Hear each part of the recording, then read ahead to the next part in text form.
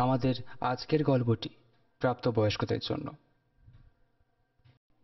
মদ্যপান ও ধূমপান স্বাস্থ্যের পক্ষে ক্ষতিকর। এই ত্রিশূল এলো কোত্থেকে? কে তুই আগে বল, তোর সাহস তোর আমার কাছে বাধা দিস? শোনা গেল একটা মেয়ের আওয়াজ। আমি কে বুঝতে পারছিস না? আমার নাম ঝুমরি, চৌধুরীদের মেয়ে, যাকে তুই কিছুদিন আগে এইভাবেই ফাঁদে ফেলে অত্যাচার করে মেরেছিলি। সেদিনের কথা মনে আছে?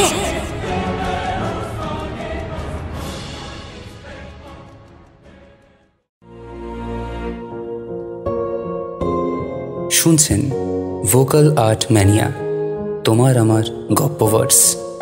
ভোকাল আর্ট ম্যানিয়া অরিজিনালসের 18 নম্বর এপিসোডে আপনাদের স্বাগত।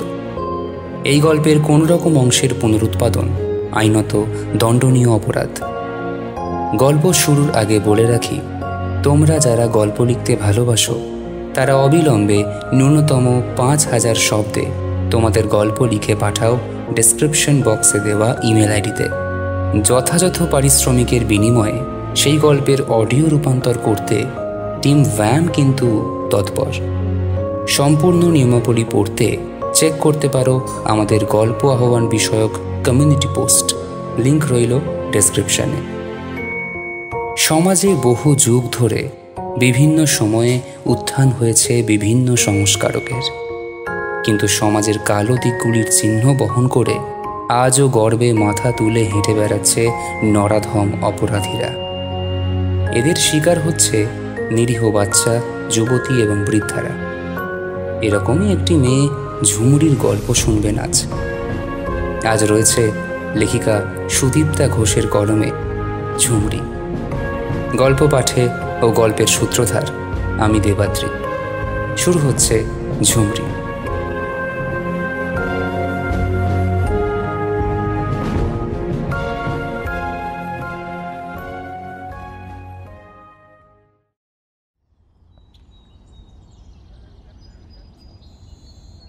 ঝুমরি, এই ঝুমরি, কোথায় গেলি রে তুই? সারা দিন খালি আদারে বাদারে ঘুরে বেড়ানো, কোনো একটা কাজ করে না সংসারে। এত বড় ধাড়ি মেয়ের কোনো হুঁশ আছে? মেয়ের সাড়া না পেয়ে রাগে গজগজ করতে থাকে দেবিকা। বড় মেয়ে বাবলি তাড়াতাড়ি এসে মাকে বলে, মা, আমায় বলো না কি করতে হবে। যা তো, এই তেলটা নিয়ে ঠাম্মির পায়ে মালিশ করে দে, বাতের ব্যথাটা বেড়েছে আবার। মায়ের হাত থেকে রসুন তেলের গরম বাটিটা নিয়ে বাবলি ঠাম্মির ঘরে চলে যায়। এই ছোট মেয়েটাকে নিয়ে হয়েছে যত জ্বালা দেবিকার। বাড়িতে মোটেই থাকে না। ওই এক ছাগলছানা জুটেছে, তাকে নিয়েই ব্যস্ত দিনরাত। ছাগলছানাটাকে কোলে করে কোথায় কোথায় যে ঘুরে বেড়ায় তার ঠিক নেই। বাড়িতে কি কাজের শেষ আছে? ঘরে অসুস্থ শাশুড়ি, সমস্ত কাজকর্ম তাকেই দেখতে হয়। দেবিকা এতদিন স্বামীর সঙ্গে তার কাজের জায়গা উড়িষ্যার মালকা নগরীতে থাকত। ওখানেই তার 2 মেয়ের জন্ম। মাঝে মধ্যে তাদের দেশের বাড়িতে বেড়াতে আসত। জলপাইগুড়ির এক প্রত্যন্ত গ্রামে তার শ্বশুর বাড়ি। সেখানে বিস্তর জমি জায়গা নিয়ে তার শাশুড়ি কমলাবালা থাকেন, সাথে পুরনো কাজের লোক বিশু কাকা। এতদিন এভাবেই চলছিল। ইদানিং শাশুড়ি অসুস্থ হয়ে পড়েছেন, আর বিশু কাকারও বয়স হয়েছে, একা সব দিক আর সামলাতে পারে না। তাই দেবিকার স্বামী অশোক দেবিকাকে বলেছিল 2 মেয়েকে নিয়ে মায়ের কাছে গিয়ে থাকতে। শেষ বয়সে মা যাতে তাদের সাহচর্যে কাটাতে পারেন। অশোক চৌধুরীর পরিবারের বেশ নামডাক আছে এই অঞ্চলে। তার ঠাকুরদা নাম করা জমিদার ছিলেন এককালে। দেবিকা তাই মাস 6 হলো এখানে এসেছে। দেবিকা যেখানে ছিল সেটাও একটা গ্রাম্য পরিবেশ, এটাও তাই। তবে এখানকার মানুষজন একটু বেশি রকমের কুসংস্কারগ্রস্ত। শাশুড়ি তো সারা দিন শুয়ে শুয়ে তাকে নির্দেশ দিয়ে চলেছে, এই করবে না, ওই করবে না। মেয়েরা এলো চুলে যেন ঘর থেকে না বেরোয়, সন্ধ্যের পরে ওরা যেন বাড়ির বাইরে পা না রাখে। এইরকম হরেক নিয়ম বলে চলেছে সারাদিন। তাছাড়া রোগ হলে চট করে ডাক্তার দেখায় না কেউ, জল পড়া, তেল পড়া, মাদুলি এসব করেই কাটায়। ওঝা গুণিন এদের নিয়ে জীবন কাটে। অবশ্য এখানে কোথায় ডাক্তার আর কোথায় বা হসপিটাল?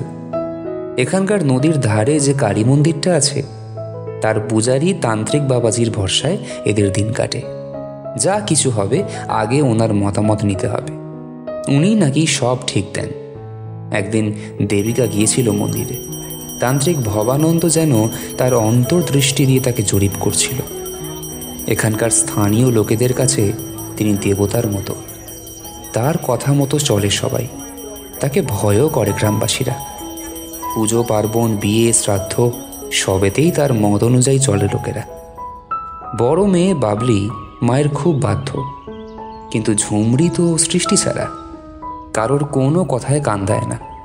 ওই একটা কালো সাদায় মেশানো ছাগলছানা আছে যার নাম গুলতি, তাকে নিয়েই ওর দিন কাটে। আগানে বাগানে নদীর ধারে কোথায় কোথায় যে ঘুরে বেড়ায় তার ঠিক নেই। বয়সটা 15 পেরিয়ে 16 পড়েছে, কিন্তু হাব ভাব বাচ্চাদের মতো, আর দেখতে একদম পরীর মতো। শুধু দুটো ডানা নেই এই যা। আর দেবিকার ভয় বেশি ওই জন্য। রূপের ডালি অথচ বুদ্ধির ঢেঁকি যেন। সেই তুলনায় বাবলি অনেক বুঝদার। 18 পড়তেই কমলাবালা বড়নাতনির বিয়ের জন্য তাড়া দিতে থাকে। এত বড় মেয়ে নাকি এ তল্লাটে কেউ নেই। দেবিকার ইচ্ছা ছিল মেয়েদের পড়াশোনা শেখাবে, কিন্তু এমন জায়গা মেয়েদের স্কুল কোথায়? না ছিল মালকানগরীতে, না আছে এখানে। তবু ওখানে একজন খ্রিস্টান মহিলা এসে মেয়েদের পড়াশোনা করাতো। এখানে তো সে বালাই নেই। তাছাড়া কমলাবালা বলেন, মেয়েরা আবার লেখাপড়া করবে কি গো? বিয়ে থা করে ঘর সংসার করবে না? লেখাপড়া শিখে তো 10টা হাত পা গজাবে আর ধেই ধেই করে নেচা বেড়াবে। উনি তাই ইতিমধ্যেই ঘটক লাগিয়ে দিয়েছেন বরনাতনির জন্য। দেবিকা নিজে অবশ্য কিছুটা পড়াশোনা জানত, কারণ সে ওড়িশার শহরের মেয়ে, তাই চেয়েছিল তার মেয়েরাও পড়াশোনা করুক।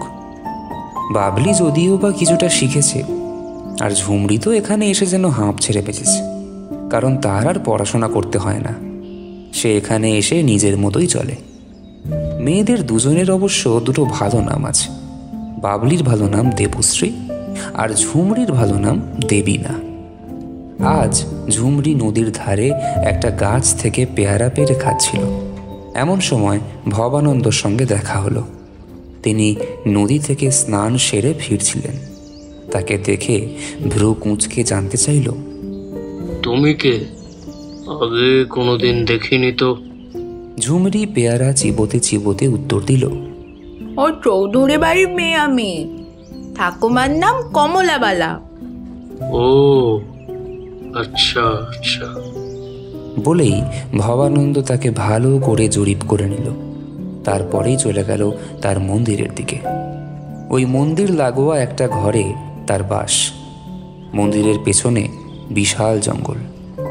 জঙ্গলে নাকি অনেক রকম জন্তু জানোয়ার আছে। মাঝে মধ্যেই তাদের হাঁক ডাক শুনতে পায় গ্রামের লোকেরা। লোকের মুখে মুখে একটা কথা খুব ফেরে, ভবানন্দ নাকি রাত হলেই নানা রকম ভূত প্রেত নামায়। সবাই বলে উনি পিশাচ সিদ্ধ। উনি অনেক কিছুই জানেন। গ্রামের লোক ভয়ে এই তল্লাটে সন্ধে হলে আর পা রাখে না। সারাদিন তবু লোকের আনাগোনা চলে এদিকে, কিন্তু সন্ধে হলেই এদিকটা একেবারেই জনমানব শূন্য হয়ে যায়। একা ভবানন্দ তার মন্দির আগলে পড়ে থাকেন। আজ ঝুমরি বাড়ি ফিরতেই দেবিকা তাকে একচোট নিল। এত বড় ধাড়ি মেয়ে সারাদিন ধেই ধেই করে নেচে বেড়াচ্ছে, অসহ্য লাগে। আজ দেবিকার মারের হাত থেকে তাকে বাঁচালো বাবলি। সে তার এই খ্যাপাটে বোনটাকে খুব ভালোবাসে। আর কেউ বুঝুক না বুঝুক, সে তার বোনকে খুবই বোঝে। এত সহজ সরল মনের মেয়ে আর হয় না, অথচ সেটাই কেউ বোঝে না। মায়ের খালি চিন্তা ওর ওই সরলতা ওকে একদিন বিপদে ফেলবে। আজ দেবিকা মেয়েকে শাসিয়ে রাখল। দুপুরের পর যদি কোনো দিন তোকে বাড়ির বাইরে পা রাখতে দেখি, তবে তোর একদিন কি আমারই একদিন মেরে না হাত পা ভেঙে রেখে দেবো বলে দিলাম। ঝুমরি চুপ করে মায়ের কথা শুনল। বাবলি বোনের মাথায় হাত বুলিয়ে অনেক করে তাকে বোঝালো। ঝুমরিও দিদিকে কথা দিল আর সে যখন তখন বাড়ির বাইরে যাবে না। কদিন ধরে ঝুমরি বেশ শান্ত মেয়ে হয়ে রয়েছে। সকালের দিকে এক চক্কর মেরে আসে পাড়ায়, তারপর বাড়িতেই থাকে। সেদিন দুপুরে বারান্দায় বসে কুলের আচার খাচ্ছিল ঝুমরি একা একাই। বাড়ির সবাই তখন ঘুমোচ্ছে। তার চোখে তো ঘুম কম, দিনের বেলায় ঘুমায় না কোনো দিনই। আচার খেতে খেতে হঠাৎই তার চোখে পড়ল গুলতির যেখানে থাকার কথা সেখানে নেই। কোথায় গেল গুলতি? একটু আগেই ঝুমরি দেখেছে গেটের ভিতর দিকে বসে বসে সে কাঁঠাল পাতা চিবোচ্ছে আয়েশ করে। এর মধ্যে কোথায় চলে গেল? সারা বাড়ির ভিতর কোথাও গুলতি নেই। ঝুমরির কান্না পেল। গুলতি ছাড়া সে থাকবে কি করে? সে মাকে দেওয়া কথা ভুলে গুলতিকে খুঁজতে বেরিয়ে পড়ল ওই শুনশান দুপুরে। সারা দুপুর ধরে খুঁজেও সে গুলতিকে পেল না। বেলা পড়ে এসেছে, সন্ধে নামছে। ঝুমরি এবার খুঁজতে খুঁজতে মন্দিরের দিকে চলে গেল। শুনশান মন্দির চত্বরে একটা জনপ্রাণী নেই। এদিকে দ্রুত সন্ধ্যা নেমে আসছে। গুলতির নাম ধরে ডাকতে ডাকতে সে মন্দিরের চারপাশে দেখতে লাগলো। ভীষণ কান্না পাচ্ছে ঝুমরির। গুলতি কোথায় গেল? আশেপাশে জঙ্গলের মধ্যে অনেক শিয়াল থাকে, তারা কেউ গুলতিকে ধরে নেয়নি তো? নদীর ধারে হাওয়ায় শরীর শিরশির করছে। ঝুমরির কিরকম ভয় করতে শুরু করলো। নদীর ওপারে সূর্যটা ডুবতেই চারিদিক অন্ধকার হয়ে গেল। আর বোধহয় গুলতিকে খুঁজে পাওয়া যাবে না।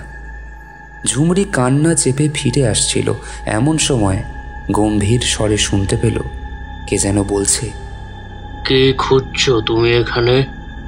ঝুমরি তাকিয়ে দেখল মন্দিরের ভিতর থেকে বেরিয়ে এসেছে তান্ত্রিক ভবানন্দ। ঝুমরি উত্তর দিল, আমার গুলতিকে খুঁজছি, কোথাও দেখেছো তাকে? ভবানন্দ আঙুল তুলে ইশারা করে মন্দিরের পিছন দিকের জঙ্গলটা দেখালো। ঝুমরি কয়েক মুহূর্ত চুপ করে দাঁড়িয়ে থেকে জঙ্গলের মধ্যে ঢুকে গেল। ভবানন্দ তাকে বারণ করার সময়টুকু পেলেন না। সন্ধে পেরিয়ে রাত হতে যায়। ঝুমরি বাড়ি ফিরল না। দেবিকা অস্থিরের মতো একবার ঘর একবার বার এই করছে। বাবলি ঠায় গেটের কাছে দাঁড়িয়ে আছে। শেষমেশ বিশু কাকা একটা হাতে হ্যারিকেন ঝুলিয়ে ঝুমরিকে খুঁজতে বেরোল। এই এলাকায় সবার বাড়িতেই মোটামুটি কারেন্ট থাকলেও রাস্তাঘাট একেবারেই অন্ধকার, তাই রাতে বেরোলে টর্চ বা হ্যারিকেন সাথে নিতেই হয়। বিশু কাকা আশেপাশে যাকে দেখেছে জানতে চেয়েছে ঝুমরির কথা, কিন্তু কেউ কিছুই বলতে পারল না। সারা পাড়া ঘুরে বিশু কাকা বাড়ি ফিরে এলো। সব শুনে দেবিকা কাঁদতে শুরু করলো। বাবলিও বোনের কথা ভেবে চোখের জল ফেলছে। এবার কি করবে ওরা? এত রাতে কোথায় খুঁজবে মেয়েটাকে? বিশু কাকা পাড়ার কয়েকজন লোক জুটিয়ে মন্দিরের দিকে খুঁজতে গেল ঝুমরিকে। তার নাম ধরে বারবার ডাকতে লাগলো, কিন্তু কোনো সাড়া পেল না। মন্দিরের দরজা, এমনকি ভবানন্দের ঘরের দরজাও বন্ধ। তিনি অবশ্য ধ্যানে বসেন প্রায় রাতে। সবাই বিশু কাকাকে ফিরে যাবার জন্য বলল, কারণ এত রাতে আর খুঁজে কোনো লাভ নেই, বরং কাল সকালে আবার আসা যাবে। বিশু কাকা মন থেকে না চাইলেও বাধ্য হয়ে ফিরে গেল বাড়ির দিকে। বিশু কাকাকে একলা ফিরতে দেখে দেবিকা শয্যা নিল। কমলাবালা সমানে মাথায় করাঘাত করতে লাগলেন, আর বাবলি দুজনকে সামলাতে লাগলো। নিজের মনের অবস্থা যতই খারাপ হোক, সেটা আর এদের সামনে দেখাতে চাইল না। এমনকি তার বাবাকেও ফোনে এসব জানালো না। কাল যদি ওকে না পাওয়া যায় তবেই বলবে বাবাকে। বাবলি এখনো আশায় আছে বোন ঠিক ফিরে আসবে, হয়তো রাতে কোথাও আটকে রয়েছে। সারাটা রাত কেউ কিছু খেলো না, ঘুমালো না। মনে হচ্ছিল রাতটা কখন শেষ হবে, ভোর হলেই সবাই মিলে খুঁজতে চলে যাবে। কিন্তু এদের আর কাউকে খুঁজতে যেতে হলো না। সকালে একজন বাগদিপাড়ার লোক জঙ্গলের মধ্যে কাঠ কুড়োতে এসে নদীর ধারে ঝুমরিকে পড়ে থাকতে দেখল। এই গ্রামের সবাই মোটামুটি ঝুমরিকে চেনে। সারাক্ষণ গুলতিকে কোলে নিয়ে পাড়া ঘুরে বেড়াতো। তার চেঁচামেচিতে আশেপাশের লোকজন জমা হয়ে গেল। সবাই ছুটল চৌধুরী বাড়িতে খবর দিতে। পাগলের মতো ছুটে এলো দেবিকা, বাবলি, বিশু কাকা। শুধু কমলাবালাকে এখনো জানানো হয়নি। সবাই মিলে ধরাধরি করে ঝুমরিকে ওখান থেকে তুলে আনলো। বেঁচে আছে কিনা কে জানে। সারা শরীর রক্তাক্ত, পরনের জামাকাপড় সব ছেঁড়া খোড়া, সারা শরীর জুড়ে দাঁত আর নখের আঁচড়। মনে হচ্ছিল কোনো হিংস্র জন্তু তার মনের স্বাদ মিটিয়েছে মেয়েটার উপর। যখন ওর হাতটা তুলে নিয়ে গ্রামের নীলু কাকু দেখে বলে উঠল, এ তো মরেই গেছে রে। হ্যাঁ, কোনো জান নেই, নারী সেরে গেছে। আরে, কারণ নীলু কাকু নারী দেখতে পারেন। কবিরাজি করেন কিনা শুনেই দেবিকা আর বাবলি চিৎকার করে কেঁদে উঠল। এটা কি করে হয়? জল জ্যান্ত মেয়েটা কি করে মরে গেল? কাল বিকালে তো বাড়িতেই ছিল ঝুমরি। ওখানে উপস্থিত লোকজন নানা কথা বলতে শুরু করলো। কেউ বলল অপদেবতার কাজ এটা, কেউ বলল কোনো বুনো জন্তুও করতে পারে, কারণ এই জঙ্গলের মধ্যে বুনো জন্তুর অভাব নেই। এমন সময় ভবানন্দ নদীতে স্নান সেরে ফিরছিলেন। তিনি এসব দেখে থমকে দাঁড়াতেই সবাই তাকে ঝুমরির কথাটা জানালো। তিনি একটু চুপ করে থেকে আফসোস করে বললেন, ইস, এই মেয়েটাকেই তো কাল দেখেছি এদিকে। ওর ছাগল ছানা খুঁজে বেড়াচ্ছিল। ওর এই অবস্থা কি করে হলো? আগেও 2টা মেয়ে এইভাবেই মারা গেল এই জঙ্গলের মধ্যে। কি করে যে কি হয় তা মা কালী জানেন। এসব জায়গায় নানা দুষ্ট আত্মা ঘুরে বেড়ায় রাত হলে, তারা এসব কাজ করে। আমি তাই সবাইকে বলি, রাতের দিকে কেউ যেন না আসে এদিক পানে। কিন্তু বাবা, আপনি তো একাই থাকেন এখানে, আপনার ভয় করে না? ওরা তো আপনার ক্ষতিও করতে পারে। আপনার তো কিছু হয়নি এতদিনে। ভবানন্দ হা হা করে হেসে বলল,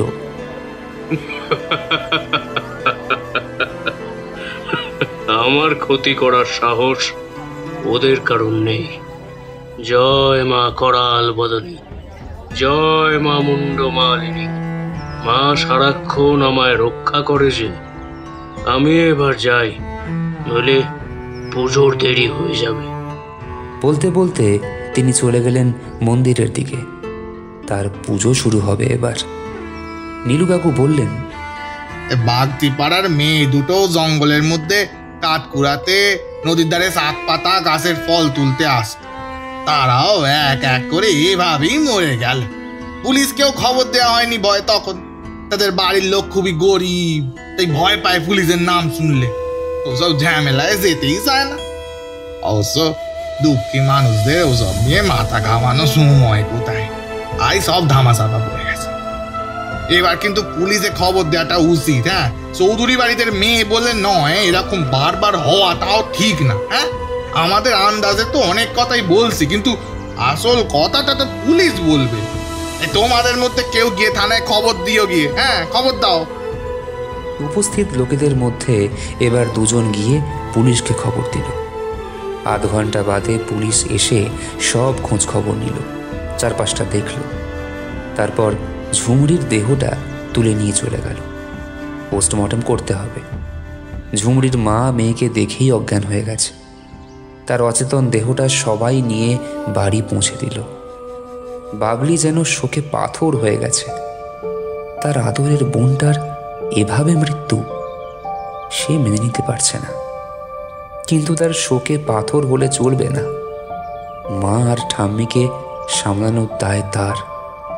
বাবলির বাবা অশোকবাবু পর দিনই খবরটা পেয়েই চলে এলো ওখানকার চাকরি বাকরির পাট চুকিয়ে দিয়ে। তিনি যদি এখানে না থাকেন আর চলবে না। মা তো শোকে পাথর হয়ে গেছে, তাকে আর বাঁচানো যাবে না। এদিকে স্ত্রীর অবস্থা তথৈবচ। বাবলি আর একা কত সামলাবে? কদিন বাদে অশোকবাবু থানায় গেলেন, কারণ ঝুমরির পোস্টমর্টেম রিপোর্ট আজ জানা যাবে। থানার দারোগা শিশির মণ্ডল অশোকবাবুকে বসতে বললেন। তারপর বললেন, আপনার মেয়ের পোস্টমর্টেম রিপোর্ট এসে গেছে। আর মেয়ের মৃত্যুর কারণটা কি জানেন? শুনলে শিউরে উঠবেন। অশোকবাবু মাথা নাড়লেন। তার জানার তো কথা নয় এসব। এখন মাথাটাই কাজ করে না ঠিক মতো, শুধু ফ্যাল ফ্যাল করে তাকিয়েই থাকলেন। শিশিরবাবু আবার বললেন কেটে কেটে, আপনার মেয়ের ওপর অসম্ভব শারীরিক নির্যাতন করা হয়েছিল রাতভর, তাই অতিরিক্ত রক্তক্ষরণের জন্যই ওর মৃত্যু হয়েছে। ওইসব অপমৃত্যু একেবারে বাজে কথা। শুনেছি আগেও দুটো মেয়ে ওইভাবে মারা গেছে, যদিও তাদের বাড়ির লোক পুলিশকে কিছু জানায়নি, নিজেরাই মৃতদেহ পুড়িয়ে ফেলেছে। অশোকবাবুর মাথা যেন কাজ করছিল না। এসব কি শুনছে সে? তার ফুলের মতো মেয়েটাকে এভাবে অত্যাচার করে শেষ করলো? ও কার কি ক্ষতি করেছিল? হঠাৎই অশোকবাবু দারোগার হাত দুটো চেপে ধরে বলল, দারোগা বাবু, আমার মেয়েটাকে যে এত কষ্ট দিয়ে মেরেছে তাকে আপনি শাস্তি দেবেন। আমায় কথা দিন, আমি আপনার কাছে আর কিচ্ছু চাই না। দারোগা শিশিরবাবু তার হাত দুটোয় চাপ দিয়ে বলল, দোষী যেই হোক কেউ ছাড় পাবে না, আমি আপনাকে কথা দিলাম। অসহায় এক সন্তান হারানো বাবাকে কথা দিলেন তিনি।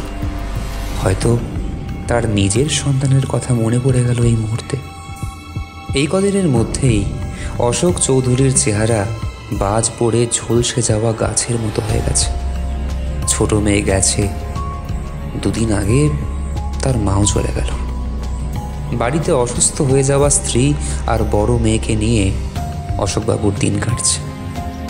খবরটা শুনে গ্রামের সবাই হতবাক হয়ে গেল। তার মানে আগের দুটো মেয়ে ওইভাবেই মারা গেছে।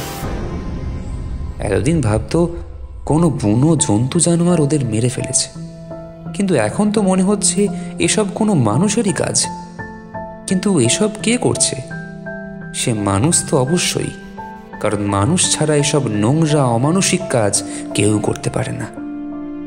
সবাই এবার ভাবল তাদের মেয়েদের সাবধানে রাখতেই হবে, আর তান্ত্রিক বাবার কাছ থেকে কোনো তাবিজ কবচ এনে ওদের হাতে বেঁধে দিতে হবে, কারণ উনি বলেছেন এটা কোনো দুষ্ট প্রেতাত্মার কাজ হতে পারে।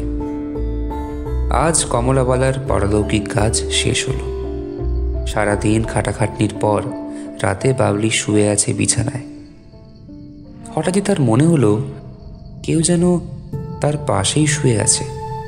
এরকম একটা অনুভূতিতে বাবলির ঘুমটা ভেঙে যেতেই চমকে উঠল। এ তো ঝুমরি, আগে ঠিক যেভাবে শুয়ে থাকতো সেভাবেই শুয়ে আছে, কিন্তু এখন আর আগের মধ্যে বিস্তর ফারাক। তার প্রিয় বোন এখন মৃত। বাবলি ধর্মর করে উঠে বসতেই ঝুমরি বলে উঠল, দিদি, তুই আমাকে ভয় পাচ্ছিস কেন? আমি তো তোরই বোন ঝুমরি। তবুও বাবলির ভয় কাটল না, সে আতঙ্কে সিঁটিয়ে রইল। দিদি, আমার বড় কষ্ট রে, খুব যন্ত্রণা নিয়ে আমায় থাকতে হয়। তুই শুনবি আমার সেই যন্ত্রণার কথাগুলো? তোকে না বললে আমি কাকে বলবো বল? বাবলি আতঙ্কিত হয়ে দু হাতে মুখ ঢেকে প্রায় চিৎকার করে উঠল। যদিও এত রাতে তার চিৎকার কেউ শুনতে পেল না। এরপর বাবলি ভয়ে ভয়ে মুখের ওপর থেকে হাত সরিয়ে দেখল বিছানা ফাঁকা, কেউ নেই। ঝুমরি চলে গেছে ঘর ছেড়ে। বাবলির এবার নিজের ওপর রাগ হলো। সে এত ভয় পেল কেন? ঝুমরি তো তার নিজের বোন। সে দিদির ক্ষতি করবার জন্য নিশ্চয়ই আসেনি এখানে। মনে মনে বড় অনুশোচনা হতে লাগলো।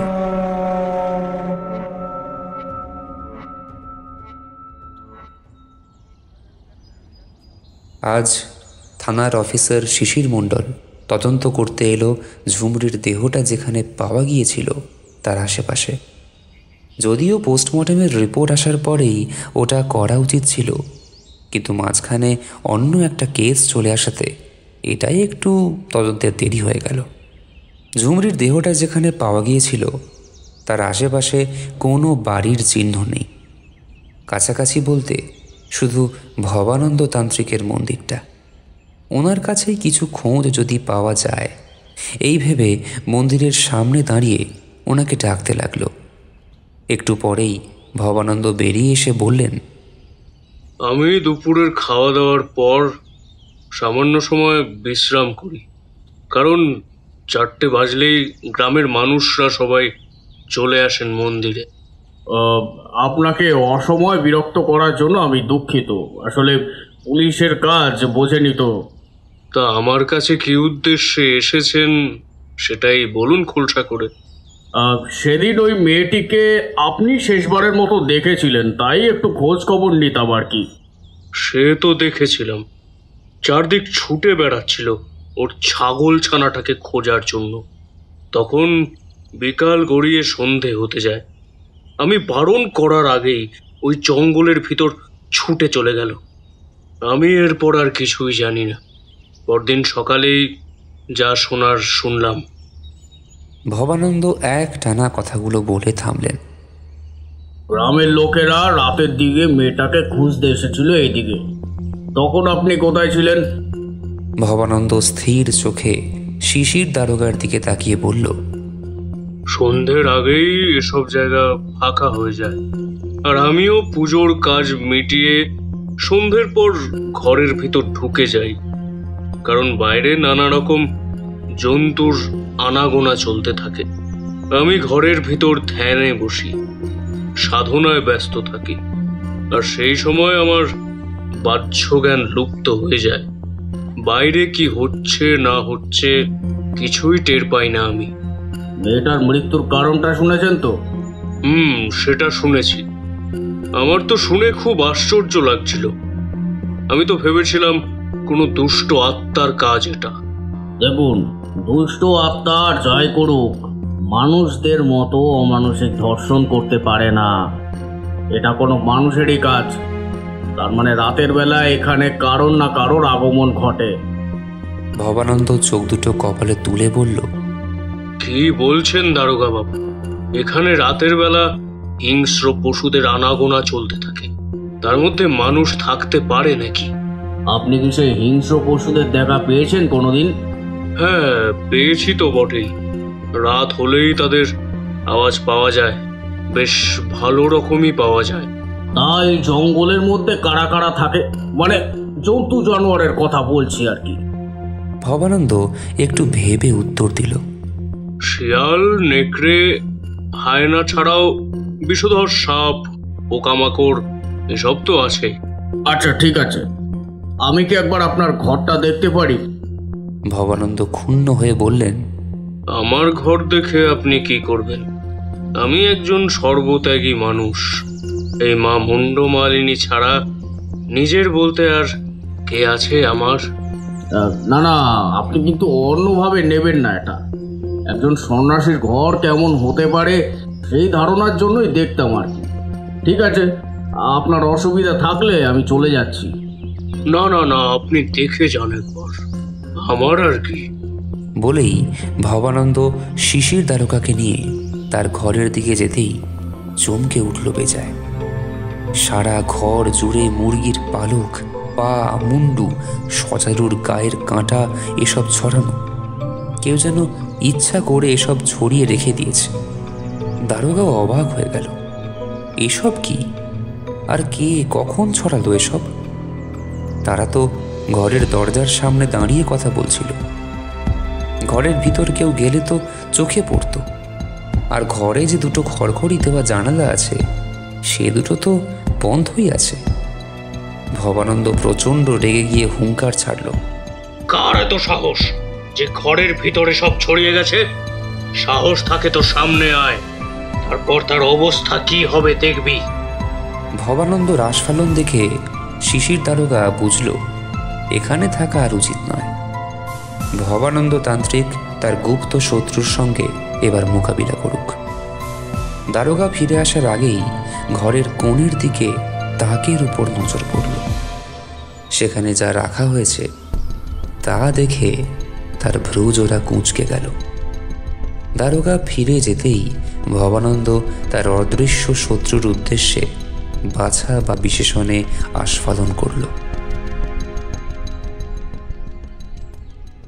আজ দুদিন আর বাবলি ঘুমাতে পারছে না। সেদিন বোনকে দেখে ভয় পাওয়ার পর থেকেই তার মনে অনুশোচনা শুরু হয়েছে। ঝুমরি তাকে কিছু বলতে এসেছিল, অথচ সে ভয় পেয়ে এমন কাণ্ড করলো যে ঝুমরি ঘর থেকে চলে যেতে বাধ্য হলো। বাবলির এখন হাত কামড়াতে ইচ্ছে করে। সেদিন সে অত ভয় পেল কেন তা কে জানে। সেই রাতের কথা বাড়ির কাউকে বলার উপায় নেই। মা তো শোকে দুঃখে একেবারে পাথর হয়ে গেছে। বাবাকে দেখলেও কষ্ট লাগে, কেমন যেন চুপচাপ হয়ে গেছে। হাসি খুশি মানুষটা একেবারে বদলে গেছে। খেতে দিলে খায়, না হলে বলেও না কিছু। রাতে ভালো করে ঘুমায় না। বাবলি সেটা ভালোই টের পায়। বাবলি আর বিশু কাকা সব কষ্ট বুকে চেপে রয়েছে। বুক ফাটলেও মুখ ফোটে না। বোনের কথা ভেবে আবার বাবলির বুকটা ফেটে যেতে লাগলো। দুহাতে মুখ ঢেকে সে কাঁদতে শুরু করলো। হঠাৎই তার মনে হলো কে যেন তার পিঠে হাত রাখল। ঠান্ডা বরফের মতো সেই হাতের ছোঁয়ায় চমকে উঠল বাবলি। কাউকে দেখতে পেল না, কিন্তু গলা শুনতে পেল। কে যেন ফিসফিস করে বলছে, কাঁদছিস কেন দিদি? তোরা কষ্ট পেলে আমার কষ্ট যে অনেক গুণ বেড়ে যায় রে দিদি। মা বাবা ওদের এই অবস্থায় দেখতে আমার ভালো লাগে না যে। তুই কোথায় বোন? আমি যে তোকে দেখতে পাচ্ছি না। আমি আর তোর সামনে আসবো না দিদি, শুধু তুই আমার কথাই শুনতে পাবি। ঝুমরি ফিসফিস করে বলল, তোকে যে দেখতে ইচ্ছে করছে বোন, বিশ্বাস কর আর আমি তোকে দেখে ভয় পাবো না। তুই আয়, আমার সামনে আয়। না রে দিদি, আমি আসতে পারবো না। ঠিক আছে, তুই বল, তোর কষ্টের কথাগুলো বল আমায়। সেদিন আমি শুনতে পারিনি তোর কথাগুলো। আজ তুই বল বোন, তোর যন্ত্রণার কথা আমি শুনতে চাই। কি ঘটেছিল সেদিন? বাবলি বোনকে বলল, তবে এই কথাগুলো শুধু তুই জানবি, আর কাউকে বলবি না। আমায় কথা দে আগে। বাবলি বোনকে কথা দিল ওর বলা কথাগুলো সে কাউকেই বলবে না কোনোদিন। ঝুমরি দিদিকে বলল সেদিন তার সঙ্গে কি হয়েছিল, কিভাবে সে বোকার মতন নিজের মৃত্যুকে ডেকে এনেছিল। বাবলি দম বন্ধ করে শুনছিল ঝুমরির কথাগুলো, আর তার দু চোখ দিয়ে সমানে অঝোর ধারায় জল গড়াচ্ছিল। সেদিন এতটা যন্ত্রণা পেয়েছে তার বোনটা। বাবলির ইচ্ছা করছিল সে ঝুমরির কথাগুলো সবাইকে জানিয়ে দেয়, কিন্তু তাকে যে বোন বারণ করেছে। তাছাড়া কে তার কথা বিশ্বাস করবে? উল্টে পাগল ভাববে সবাই তাকে। তাই ঝুমরির কথাগুলো নিজের মনের ভিতর রেখে দিল বাবলি, আর সমস্ত যন্ত্রণার ভার একা বয়ে নিয়ে চলল।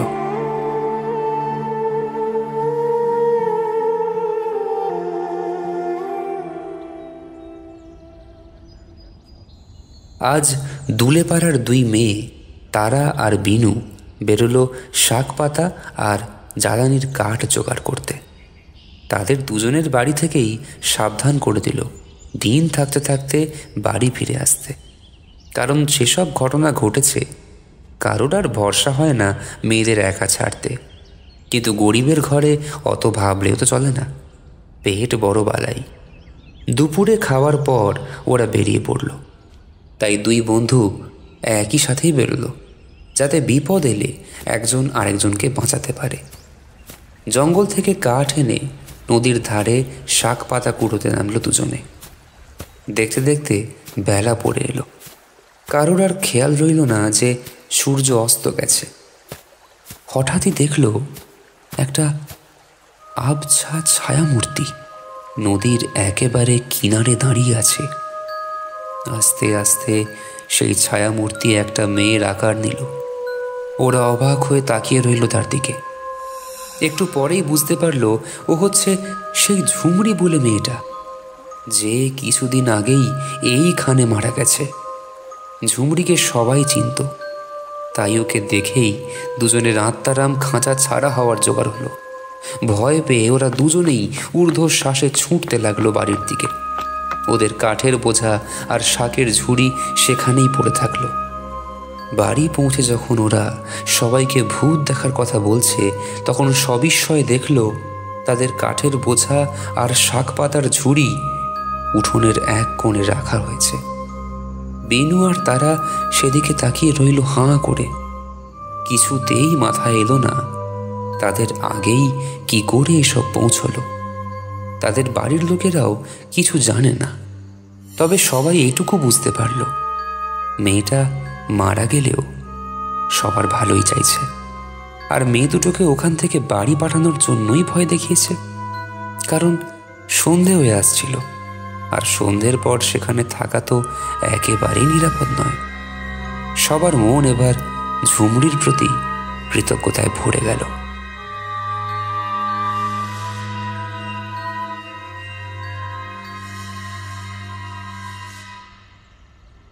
আজ অমাবস্যা, তাই ভবানন্দ তান্ত্রিক বিশেষ হোমযজ্ঞ করে এই দিনে। গ্রামের সবাই আসে তাদের অনেক সমস্যার কথা জানাতে। ভবানন্দ সাধ্যমতো তার প্রতিকার করেন, তাবিজ কবচ সব দিয়ে থাকেন। এখানে রাতের বেলা কেউ আসতে চায় না, তাই দিন মানেই সবাই এসে ঘুরে যায়। সন্ধ্যের মধ্যে এসব সারতে হয়। আজও তেমনই যজ্ঞ চলছিল। ভবানন্দ দুর্বোধ্য সব মন্ত্র পড়ে তাতে ঘি ঢালছিল। সবাই ভক্তি ভরে হাত জোর করে বসেছিল। গ্রামের সারাদিনে লোকেরা মন্ত্রের মানে না বুঝলেও তাদের মনে ভক্তির অভাব নেই। ভবানন্দ থেকে থেকেই জয় মা মুন্ডমালিনী, জয় মা করাল বদনী বলে চেঁচিয়ে উঠছে। যজ্ঞ তখন মাঝ পথে। সবাই বিভোর হয়ে মায়ের পুজো দেখছে এক মনে।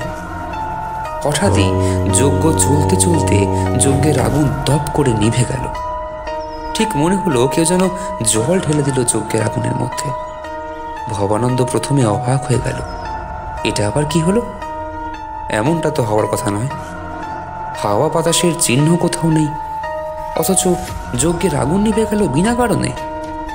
এরপর অনেক চেষ্টা করেও যজ্ঞ শুরু করতে পারল না ভবানন্দ। গাদা গাদা ঘি ঢেলেও কাজ হচ্ছিল না। ভবানন্দ রেগে গিয়ে ঘামতে শুরু করল। এসব কি হচ্ছে তার সঙ্গে? সেদিন ঘরের ভিতর কেউ যত রকম নোংরা জিনিস ছড়িয়ে রেখে দিয়ে গেছিল। আজ আবার হঠাৎই যজ্ঞের আগুন নিভে গেল কোনো কারণ ছাড়াই। উপস্থিত লোকেরা ফিস ফিস করে নিজেদের মধ্যে আলোচনা করা শুরু করল। ভবানন্দ তাদের জানালো, আজ আর যজ্ঞ করা যাবে না। মা কোনো কারণে নিজেই যজ্ঞ বন্ধ করে দিয়েছেন। সবই মায়ের ইচ্ছে। যজ্ঞ ছাড়াই আজ মায়ের পুজো সম্পন্ন করতে হলো। তবে কি মায়ের ইচ্ছেতেই এসব হচ্ছে? নইলে কারোর সাধ্য নেই ভবানন্দর কাজে বাধা দেয়, তার কাজে বিঘ্ন ঘটায়। আজ গ্রামবাসীরা সবাই একটু মনক্ষুণ্ণ হয়েই চলে গেল। কারণ অমাবস্যার দিনে যজ্ঞের আগুন নিভে যাওয়াটা কোনো শুভ লক্ষণ নয়। ভবানন্দ নিজেই বুঝে উঠতে পারছে না এটা কি করে হয়।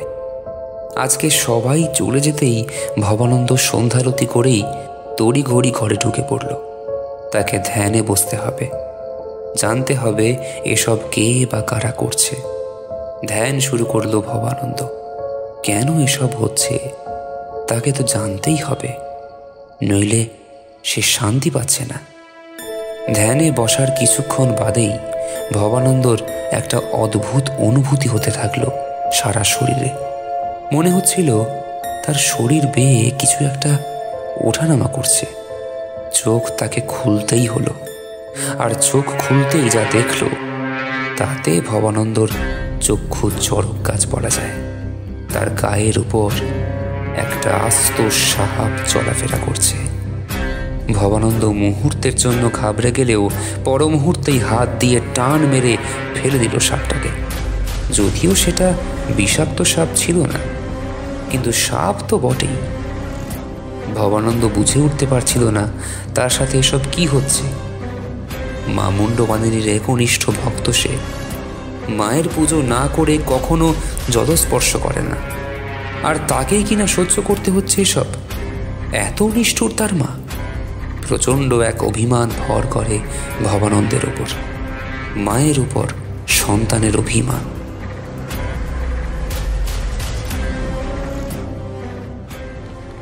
আজ আবার অশোকবাবু একবার থানাতে এসে দেখা করলেন দারোগাবাবুর সাথে।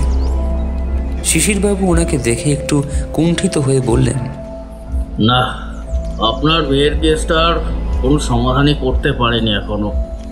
আসলে মাথাতেই আসছে না যে কে বা কারা এসব করছে। প্রমাণের অভাবে কিছুই করে উঠতে পারছি না। যদিও জানি যে প্রমাণ জোগাড় করাটা পুলিশের কাজ, কিন্তু এক্ষেত্রেও আমরা ব্যর্থ হয়েছি। অশোকবাবু মাথা নিচু করে কিছুক্ষণ বসে থেকে উঠে পড়ে। কী বা করবার আছে তার। থানা থেকে বেরিয়ে অশোকবাবু হাঁটতে হাঁটতে বাড়ির দিকেই আসছিলেন। হঠাৎই রাস্তার মধ্যে হোঁচট খেয়ে উল্টে পড়ে যাচ্ছিলেন, আর তখনই মনে হলো কেউ যেন তাকে ধরে ফেলল। ভারী অদ্ভুত লাগছিল ওনার।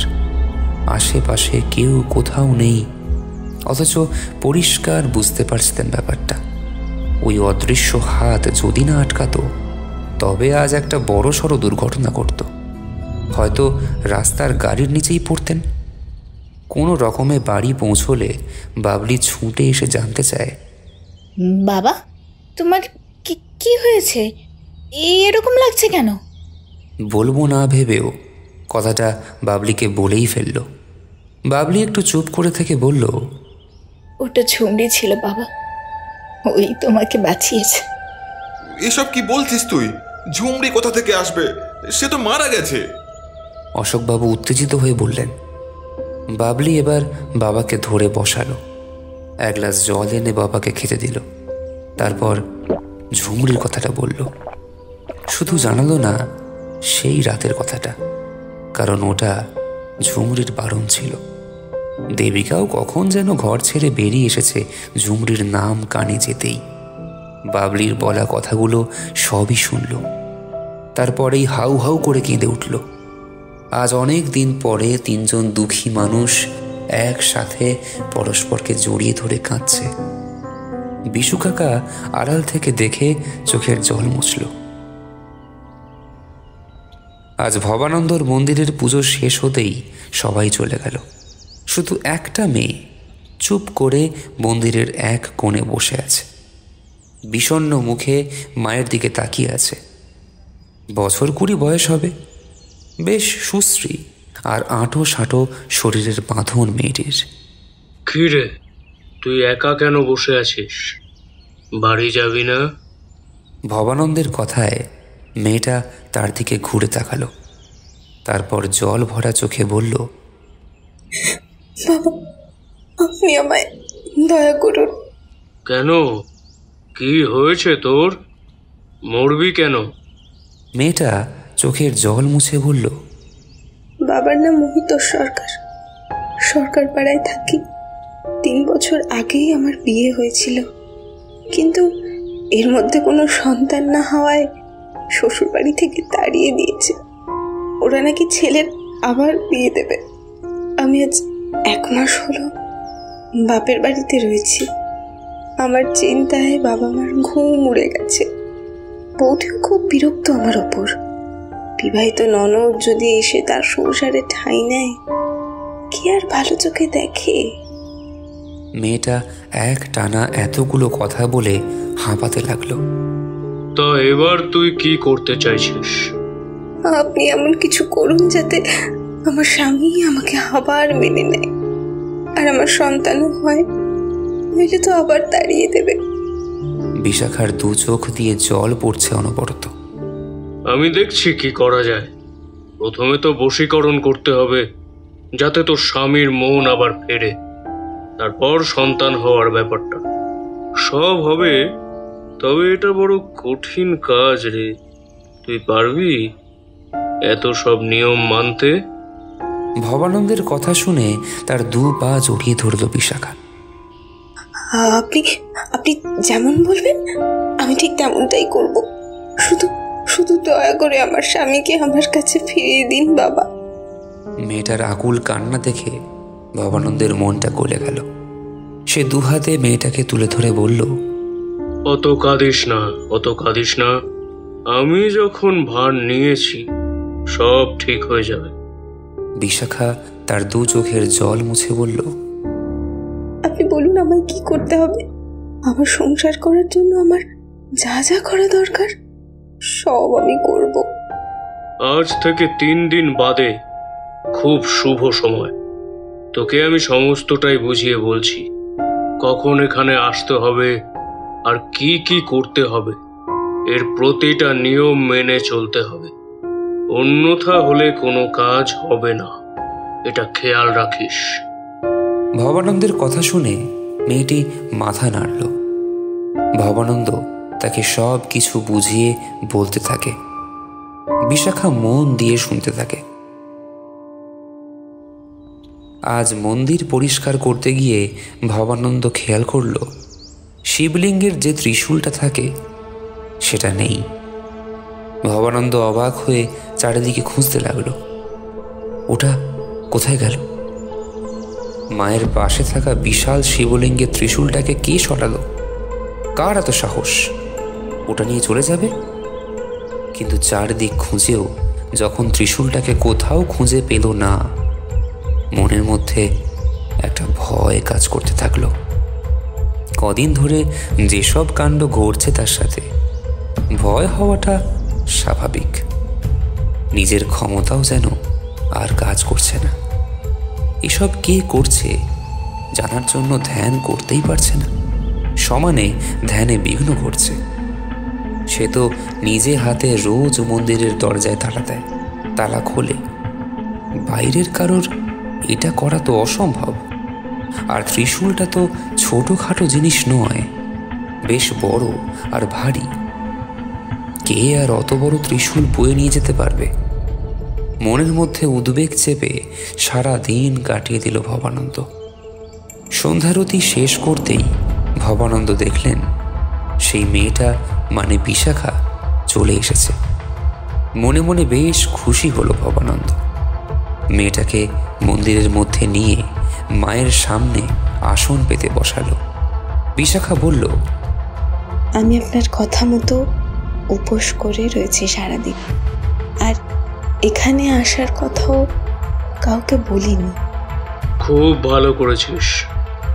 লোক জানাজানি হলে সব কাজ হয় না, লোকের নজর লেগে যায়। ভবানন্দ বিশাখার গায়ে নানা রকম মন্ত্রপুত জল ছিটিয়ে দিলেন। একটা জবার মালা ওর গলায় পরিয়ে দিলেন। তারপর বিশাখাকে বললেন, আমার সাথে সাথে মন্ত্র বলবি সমানে। বিশাখা তাই করতে লাগলো। ধূপ ধুনোর ধোঁয়ায় ঘর ভরে উঠেছে, আর তার সাথে চলছে নানা রকম প্রক্রিয়া। ঘণ্টা তিনেক এভাবেই চলল। তারপর ভবানন্দ বিশাখার হাতে এক গ্লাস পানীয় ধরিয়ে দিয়ে বলল, এটা খেয়ে নে। সারাদিন উপোস করে আছিস তো, শরীরে বল পাবি। বিশাখা ঢকঢক করে সেটা খেয়ে নিল। বেশ মিষ্টি মিষ্টি খেতে। এবার বিশাখার ঘুম এসে যাচ্ছে। ভবানন্দ মন্ত্র উচ্চারণ করছে, কিন্তু বিশাখার মাথায় ঢুকছে না। সে ঢুলতে ঢুলতে পড়ে গেল। এবার ভবানন্দ তাকে ধরে ধরে মন্দিরের পাশের ঘরটায় নিয়ে গিয়ে শুইয়ে দিল, আর নিজে মন্দিরের তালা বন্ধ করতে গেল। আর তখনই ঘুমন্ত বিশাখার মাথায় হঠাৎই কেউ যেন বরফ ঠান্ডা হাতের প্রলেপ দিল। বিশাখার মনে হলো তার সমস্ত ক্লান্তি কেটে গেছে। সে বিছানার উপর উঠে বসল। অবাক হয়ে চারদিকে দেখল। সে এই ঘরে এলো কি করে? ও তো মন্দিরের মধ্যে বসেছিল। এবার সে ভয় পেয়ে গেল, আর তখনই দেখল ভবানন্দ তান্ত্রিক ঘরে ঢুকছে। তার মুখে ভগ ভগ করে মদের গন্ধ ছাড়ছে। বিশাখার গা গোলাতে শুরু করলো। বিশাখা উঠে দাঁড়িয়ে বলল, এবার আমি বাড়ি যাই, সবাই চিন্তা করবে। ভবানন্দ অদ্ভুত হেসে বলল, আরে তোর কাজ শেষ হয়েছে, আমার কাজ তো হয়নি। তুই আজ সারা রাত আমার সাথেই কাটাবি। আমার উপসী শরীরটা বড্ড আনচান করছে, তোর শরীরের মধ্যেই সেটার খিদে মিটবে। চল আমার সাথে বিছানায় চল। এবার আমাকে খুশি করলেই তোর অভীষ্ট পূরণ হবে। মা খুশি হয়ে তোর সব ইচ্ছা পূর্ণ করবে। বিশাখা আতঙ্কিত স্বরে বলল, এইসব এসব কি বলছেন আপনি? আমি তো আপনার মেয়ের থেকেও বয়সে ছোট। আপনি দয়া করুন, এভাবে আমার সর্বনাশ করবেন না। ভবানন্দ এবার বিরক্ত হয়ে বলল, অত ধানাই বানাই করতে হবে না, আমারও তো সময় নেই। বলেই একটা হ্যাঁচকা টান মেরে বিশাখাকে বিছানায় ফেলে দিল ভবানন্দ। তবে নিজে আর এগোতে পারল না, কারণ তখনই একটা অদ্ভুত ঘটনা ঘটল। সেই হারিয়ে যাওয়া ত্রিশূলটা দিয়ে অদৃশ্য কেউ যেন তার সামনে দাঁড়িয়ে পড়ল, আর মরচে ধরা ত্রিশূলটা অসম্ভব ঝকঝক করছে এখন। রাগে চিৎকার করে উঠল ভবানন্দ, এই ত্রিশূল এলো কোত্থেকে? কে তুই আগে বল, তোর সাহস তোর আমার কাছে বাধা দিস? শোনা গেল একটা মেয়ের আওয়াজ, আমি কে বুঝতে পারছিস না?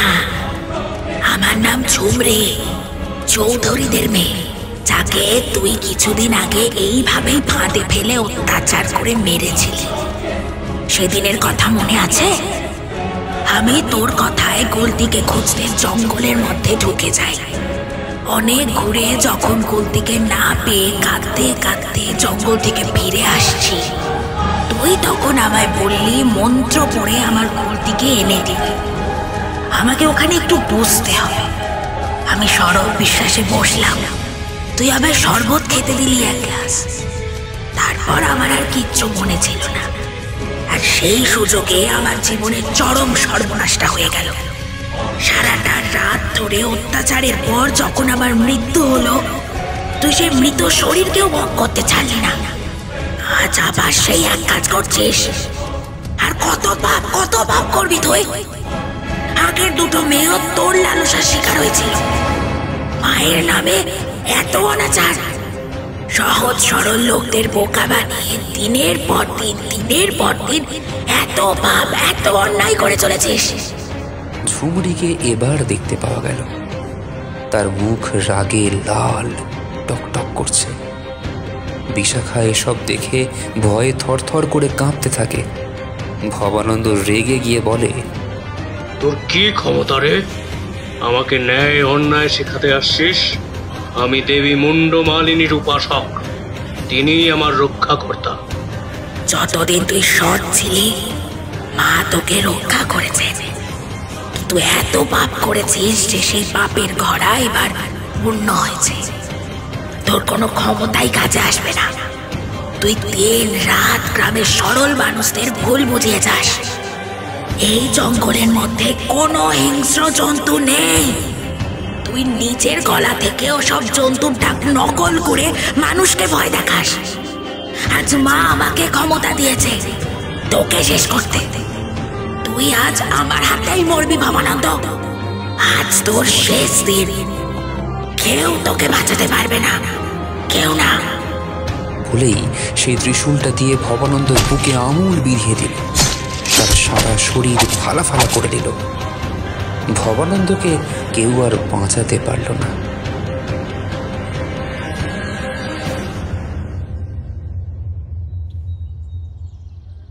পরদিন লোকজন এসে দেখল ভবানন্দর ছিন্ন ভিন্ন দেহ পড়ে আছে তার ঘরের মধ্যে, আর বিশাখা অজ্ঞান হয়ে পড়ে আছে সেই ঘরের এক কোণে।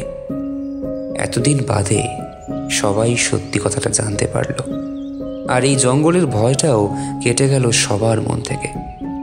বলা যায় ঝুমরি তার নিজের প্রাণ দিয়ে গ্রামের অনেক মেয়ের প্রাণ বাঁচালো।